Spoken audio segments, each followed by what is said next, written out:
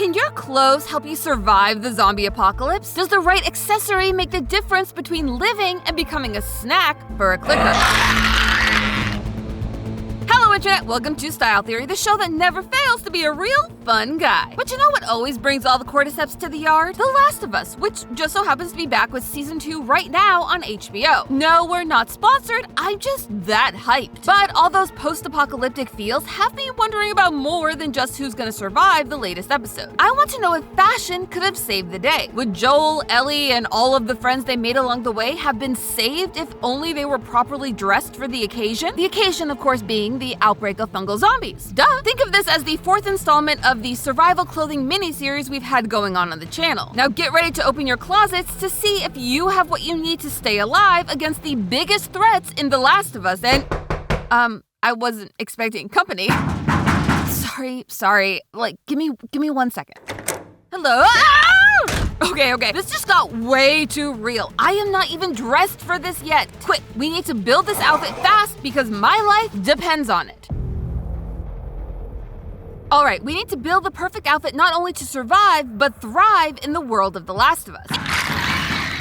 And we have to do it fast. Our first threat that we are going to tackle today is going to be our travel. On the road, you're going to come up against 3 major obstacles: terrain, terrible diets, and untrustworthy people. Don't worry, we will get to the clickers, but they deserve their own category. Let's start with the easiest of these obstacles, the other people. Stranger danger is real, y'all, and while sometimes all you may need is a little extra headwear to survive a surprise party, the bigger threat comes from the color of your fit. Yeah, while silence can keep you safe from the clickers, it's sight that will get you struck down by a Seraphite or detained by Fedra. Since a large portion of Season 2 will be taking place between Wyoming and Seattle, we'll need to blend into a very woodsy surrounding and keep our look pretty neutral. Think greens, browns, and blacks. Now, there are a couple ways to do this. One is to stick to items that fall into one of those color families, but we can cut out the middleman with one easy modification: camouflage. There's a reason hunters have used this trick for years. It works. However, there are a lot of different camo options, and each pattern is specific to a different type of terrain. Taking a look across the surprisingly large palette of options, the one that best fits our needs is the M05, also known as Finnish M05. Yes, the Finnish Defense Forces are ready for the outbreak, and somehow knew just what we would need to survive a long hike in the Pacific Northwest. Which brings us to our terrain. When most of your travel is going to be by foot, keeping your feet in tip-top shape is vital for your survival. So our shoes are going to need to include 3 important features. 1, they need to be comfortable. If you've ever worn the wrong shoes to a theme park or on a hike, you know that kind of pain and discomfort is only rivaled by stepping on a Lego. Second, they need to be tough and durable. These babies are gonna have to stand up to the wilderness, streets lined with glass, flooded hotel lobbies, and whatever other crazy things we might encounter. I can't do this! Yes, you can! Come on!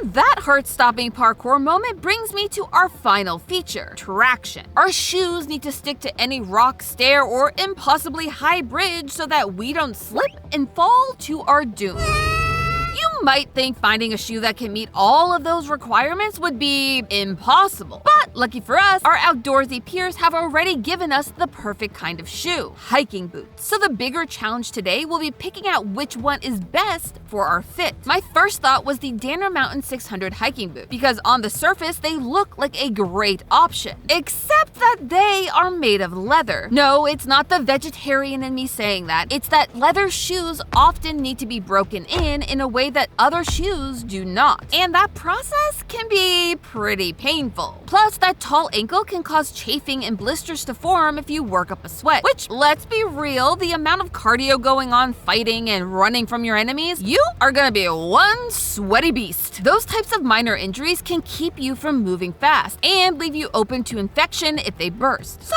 what about a comfy option, like the Topo Athletic Travel Venture 2WP hiking boot? It's super breathable and has a ton of cushioning. Well, unfortunately, according to one reviewer, with extended use, the shoe will start to fall apart. And listen, I'm not trying to get a hold of customer service during the apocalypse. So we need something a little more durable. But while I sort out our feet, let's look at the other issue on our list, diet. If you remember way back to season 1, there was one other secret killer we need to keep in mind, your food. Pancakes, pasta, avocado toast, anything made with flour has the potential to infect you. Even now, we see characters avoiding it in their everyday diet. So if you want to stay healthy in a cordyceps-infested world, stick to something convenient that can fit in your already crowded backpack. Like AG1, our partner for today's episode. Listen, in a world where getting your daily nutrition is hard to come by, or just, expensive, AG1 is a great addition to your normal diet. It's made of high-quality ingredients that support your body, brain, and gut health, aka you, which, when you need to make sure you're always in tip-top shape to run away from a horde of clickers, can mean the difference between living another day or becoming a snack. But hey, if you do get bit, rest assured knowing that AG1's unique blend of superfoods, multivitamins, and probiotics will keep you regular and not turn you into a bloater. Theorists, the bloat is no joke, and this guy is constipated. But there's also a bonus. You see, AG1 comes apocalypse ready when you scan the QR code on screen or click our link in the description. If you sign up with our link today, you'll not only get AG1 for less than $3 a day with your subscription, but you'll be getting $76 worth of extras, including a bottle, scoop, and canister that are perfect for your survival kit. Or, your kitchen. You do you. So go to drinkag1.com/thestyletheorists or scan the QR code on screen now to get started. Okay, back to our feet. If we need to survive the house down boots, which boots should we be stepping into? After searching through hundreds of different hiking boot options, the one shoe that was touted as the best of the best by hiking enthusiasts was the Salomon X Ultra 4 Mid Gore-Tex hiking boots. Say that 5 times fast. If you saw our Fallout Vault Suit episode, you'll know that Gore-Tex is more like Goat-Tex when it comes to apocalypse-ready fabrics. These shoes are lightweight, super waterproof, and they're built with what Gore-Tex calls Sensi-Fit technology that's meant to keep your foot secure on any surface without being too tight, which is perfect for our fit. Just look at them. These boots were made for running. And that's just what they'll have to do. Theorists, let's lace up these bad boys and prepare to try and build the rest of our outfit on the run. Let's go! Alright, now that we've escaped one threat, let's try and avoid another. Throughout the show and the game, there is one thing that never fails to ruin the party: water. You got your rain, your snow, your questionable areas of stagnant water, and let's not forget about the ocean.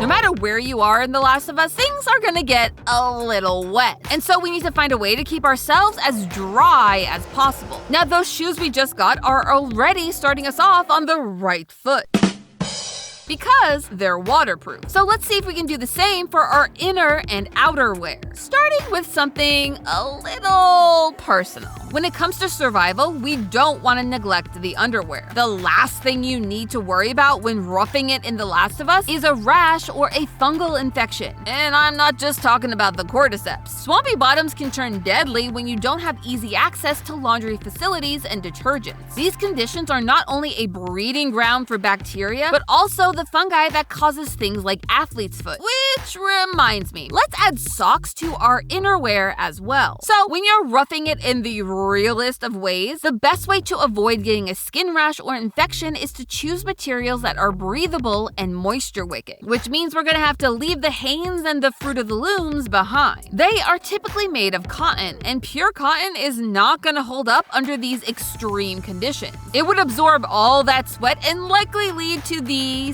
second worst infection that you could possibly have in this universe. Instead, we need to focus on either synthetic fibers like polyester or natural materials like merino wool. These fibers quickly allow sweat to move through the material and evaporate out to the top layer, keeping both your skin and clothes from accumulating all that moisture and keeping you from getting hella stinky. Merino wool also has another neat trick. Its unique structure means it can help you regulate your body temperature, keeping you cool in warm weather and warm when it's cold. For socks, we're gonna turn to the world of athletes for the answer. Here at Style Theory HQ, when it comes to survival, we swear by running socks like these to keep our feet fresh. They are going to keep your feet fresh and dry. And since they'll be hidden inside our boots, the bright colors shouldn't be a problem. problem. For the undies, we'll want to keep them breathable but long to give an extra layer of protection, and to help with any chafing brought on by all that running. Many companies make boxer briefs in breathable, durable materials that also cover the thighs to prevent any unwanted friction. Ex Officio's sports mesh boxers, Smart Wool's merino wool boxer briefs, and Baller Black's boxer briefs are all great options. And for those of us who might need a little more support, a sports bra like this is a must. Listen, underwires have no place in the zombie apocalypse, period, unless you're using that wire to pick a lock. Now for our outerwear. When it comes to serving survival chic, The Last of Us has no shortage of outfit inspiration. In fact, the show's costume designer Cynthia Ann Summers not only meticulously recreated these easy recognizable looks from the games, but told us in interviews exactly where we can source these pieces. But while they're game accurate, are they good for survival? Let's start with the pants. Both Ellie and Joel are fans of the standard denim jean, which seems like a great choice, at least on the surface. Denim is extremely durable. They're working pants for a reason, after all. They can handle the wear and tear that comes with roughing it. However, they do have one fatal flaw. By nature, jeans are not waterproof. And as we saw in season 1, sometimes the characters have to find their way through some big bodies of water. All that water will not only massively weigh down your jeans, but more water means a higher chance at developing those unfortunate rashes we talked about earlier.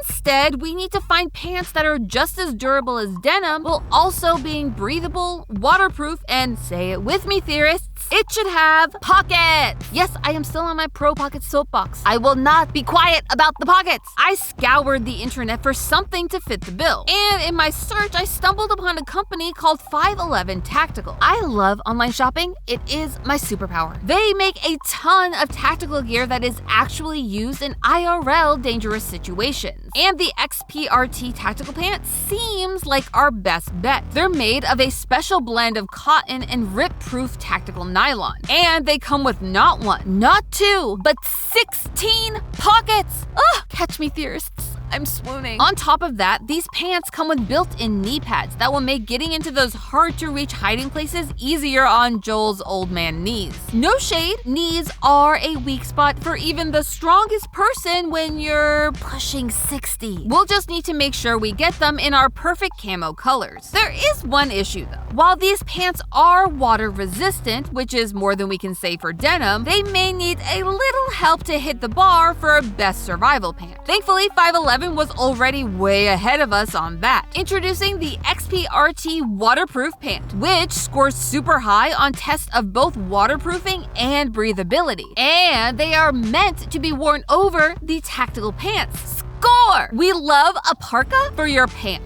This will give us all of those tactical benefits and keep our items nice and dry. Now onto our tops. If you've been watching the episode up to now, I don't think you need me to tell you that cotton t-shirts and sweatshirts, no matter how comfortable they may be, are not the best for our survival. Sorry, Ellie, your collection of basic tees is going to have to sit this one out. And Abby, those muscle tees are not it. Respect the gains though. Instead, we're gonna switch them out for the 175 everyday short sleeve crew thermal top from Icebreaker, which is made of that amazing merino wool we talked about earlier. You know, the one that helps you regulate your body temperature, keeps you dry by being moisture wicking, and will keep you from being stinky. Ding, ding, ding. For our next layer, we're gonna take a look at the iconic flannel. Honestly, flannel isn't a terrible shirt to wear in this sort of apocalyptic scenario. It's versatile, breathable, durable, and thanks to the costume designer, we know that Pedro Pascal wore a flannel from the Swedish brand Fjällräven. I'm so sorry. I apologize to all of our Swedish viewers out there. I tried. Fjällräven. But flannel isn't perfect because it's not waterproof or water resistant, meaning that, like our pants, it needs more protection. And thankfully for this, the showrunners cooked. Let's be honest, nothing is more synonymous with the fashion stylings of Joel Miller than his canvas jacket. The creators of the show ended up picking this very specific flannel-lined wax trucker jacket from the folks over at Huckleberry. Now, this jacket is awesome. It's weather resistant and made from a wax sailcloth that means even the most troublesome drop of water will not be getting in. And as a bonus, it fits the color scheme. Now, our outfit is nearly perfect. There's just one other threat that we need to account for. Right on cue. I guess I'm gonna be putting this durability to the test. There is arguably no threat more, threatening in The Last of Us than the infected. And keeping yourself infection-free is no easy task. So why not let your clothes take some of the responsibility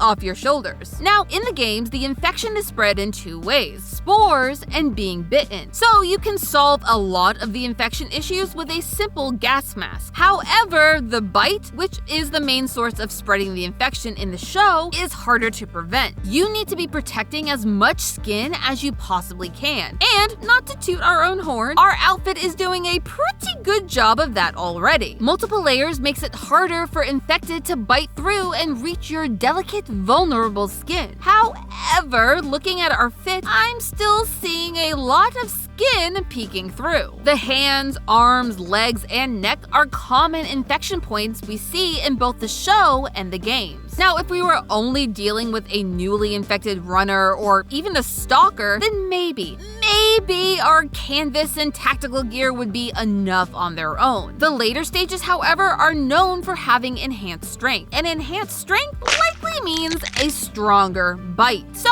we're gonna err on the side of better safe than sorry and give ourselves the best shot at surviving an infected encounter. When I think of bite-proof outfits, my mind tends to go to those full-body suits made for dog training. But I don't think these are gonna give us that mobility that we need to fend off a clicker and get away. So let's turn our sights on a different profession. Hospital workers, truly the most overlooked heroes. They are experts at keeping away infection and dealing with the unexpected. You see, depending on their specialty, it's not all scrubs. Case in point, Bite Pro clothing, which makes bite-resistant clothing for medical workers that covers your arms, legs, hands, and even your neck. Their options are light, breathable, flexible, and meant to be comfortable to wear for hours on a long day at work. While likely not strong enough on their own, under our already sturdy outfit, these will provide that final level of security that we've been looking for. But it does require us to make one huge sacrifice: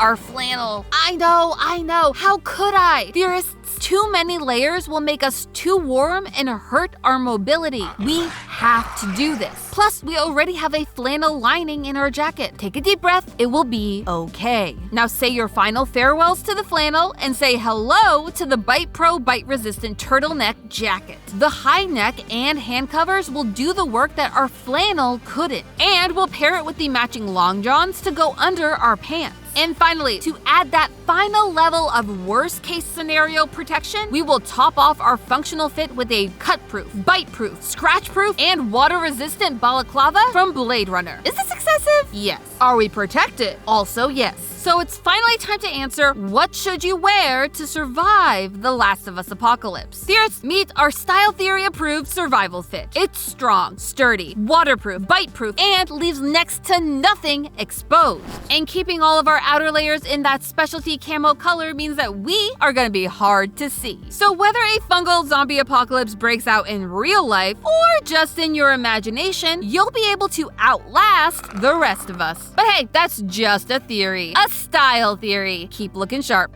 Next time on Style Theory. Fallout's iconic vault suit may be cute, but it will also get you killed. But don't worry, because by the end of today's episode, you will have a step-by-step guide on what to wear to survive the fallout in style.